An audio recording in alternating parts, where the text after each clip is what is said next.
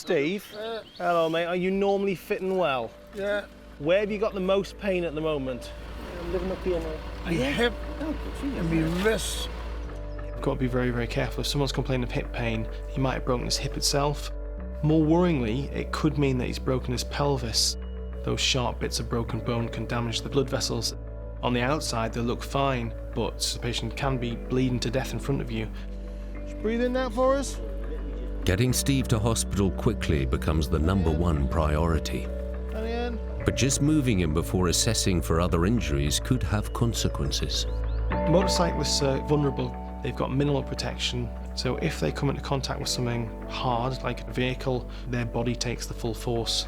They've got a helmet on to hopefully protect the head, but the rest of them is essentially unprotected.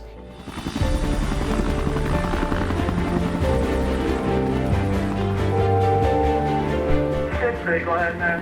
Yeah, man, got a job for you. Ready to receive grid reference is November Yankee 608932. An urgent call has come through for the team to divert immediately to the remote Kielder forest in Northumberland. Car versus bike, 2 wrist fractures, possible pelvic fracture, semi-conscious at the moment. Over. Roger, mate, that is all understood.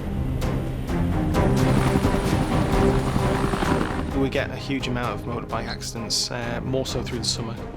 If you come off a motorbike, you've got very little protection, you get severe injuries, and sadly, a lot of the fatalities that we do go to are motorbike riders. It's going to take us 12 minutes to get there. When it comes to motorcycle accidents, every second counts. A land ambulance would take at least 30 minutes to reach this area. Kielder Forest itself is a very thick forest.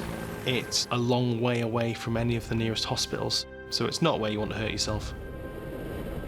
It'll be just somewhere down here now, I believe. Is there anybody there to wave at us? The police are on scene, apparently, mate. They're the one that made the diagnosis. Right, have a look up that road. I've got a police car, left-hand side. Oh, we have got rapid on scene. Can you get the clearing next to the police car? Looking behind, there's no vehicles coming through. I've got both the road signs and we're going directly in between them both. Okay, mate. Okay, you're good left. Can I open this window, mate? Yeah, go for it. Right, have I got plenty of room Plenty left? of room left, you. Come Right, left, just going to drift left, mate. Okay, just got that one, just the one Yeah. there, the only one. 6-3 on scene, over. As we walked up the road, you are looking for clues as to what you might expect to find when you start talking to the patient. There might be skid marks on the road, damage to the vehicles themselves. It gives you an idea of what kind of forces are involved. Hiya. Oh no. Well, this is Steve. Approximately 60 miles an hour. Coming up the road, car pulled out. He's hit the back corner of the car. This is approximately where he's landed. Okay. Not moved. Very, very tender touch on that right hip. Okay. He has got a big graze on his knee, but he's not been complaining of any C-spine pain. Steve? Hello, mate. Are you normally fitting well? Yeah. Where have you got the most pain at the moment? I'm living up here now. My hip and my wrist. You've got to be very, very careful. If someone's complaining of hip pain, he might have broken his hip itself. More worryingly, it could mean that he's broken his pelvis. Those sharp bits of broken bone can damage the blood vessels. On the outside, they look fine, but the patient can be bleeding to death in front of you. Just breathe in that for us. Getting Steve to hospital quickly becomes the #1 priority. But just moving him before assessing for other injuries could have consequences. Motorcyclists are vulnerable. They've got minimal protection, so if they come into contact with something hard, like a vehicle, their body takes the full force. They've got a helmet on to hopefully protect the head, but the rest of them is essentially unprotected. Have you got any pain up here? No. No? Any pain on that side at all? Very tender touch as soon as you touch it. Is that sore? This Across here? it's very tender. Okay. There's a scoop coming. Yeah, he's got Yeah. the GS1 going, mate. Right. Oh, there's midges everywhere. Can we have tenomorph? Yeah. Put the splint on before. So the first thing we need to do before we move him is to make sure his pain's under control, give him painkillers and splint all the broken bits so that they don't move about. Steve, you said you're not allergic to anything, are you? Midges. Midges, yeah. Midges, I think we're all allergic to midges. If it's warm and it's not windy, that's it. Midgie City. You get bitten to death up here. Sorry, I don't normally do this. Is that sore? We had various different splints and stuff to apply at the time, but the midges were causing a real problem. Right, Stephen, this is going to get tight round your hip, okay? I know it's not very nice. We need to immobilise Steve's pelvis so that as we move them, hopefully the pelvis won't open up anymore, and that'll limit any further bleeding. Okay. It's a necessary evil, Steve. Sometimes it's easier said than done because it does, occasionally create pain. What's off? Right, Steve, we're going to give you a strong painkiller now, okay? Dr. Dian Arbid and the team of Helimed 63 have been called out to Kielder Forest in Northumberland. Motorcyclist Steve has been involved in a collision with a car. See, we were coming up the road doing about 50, 55 mile an hour, and the car pulled out of the sentence here, hit the back end of the vehicle there, and that was it. Come off and basically where he's lying. He was complaining of a lot of hip pain. We always assume that they've done the worst, so we assume they've broken their pelvis, and you can quite easily bleed to death just from breaking your pelvis. We needed to get him rolled onto the scoop and immobilise him fully. This was creating a lot of pain. Get that off! You want this off? Oh, that! Great. I'll give some ketamine. Right, you're going to feel very woozy now, okay, Stephen? Ketamine can affect people in different ways.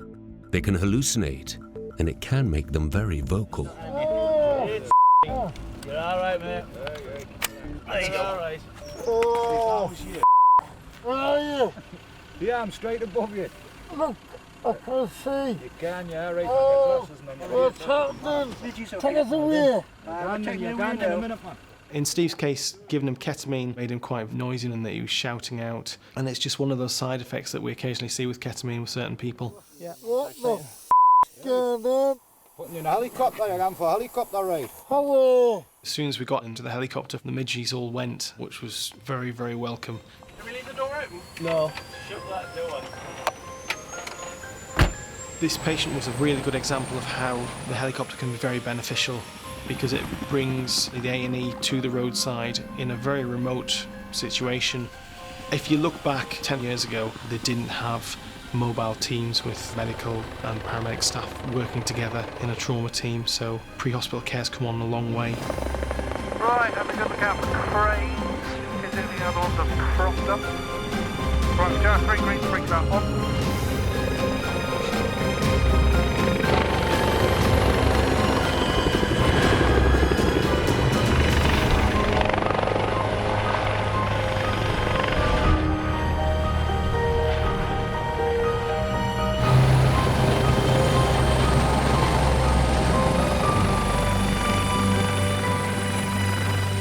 Down.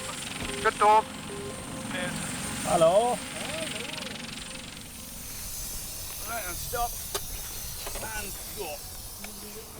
48-year-old Stephen, motorbiker, doing about 60 mile an hour-ish. Yeah. Car's come out of a junction, he's gone inside of the car, gone over the top of the car. Yeah. Injuries-wise, he's got an almost definite right-sided either hip or pelvis. He's absolutely squealing when you go anywhere near it, and he's got a splint on. He's got a slight deformity mid-right forearm, which is very sore, but it's closed. He's got pain in his left hand as well. Stephen, we're just going to start to examine you. You're in Newcastle, you're at the RBI. I've seen loads of motorbike accidents over the last few years, and Steve seems to be one of the lucky ones who's got away with it. But obviously only time will tell, and the next few days are going to be critical to him and to his recovery. Steve's injuries will be scanned to determine if he has internal bleeding or needs immediate orthopedic surgery.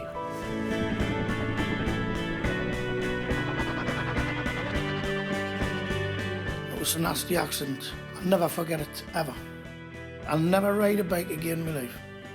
Never. I don't even want to sit on one, ever again.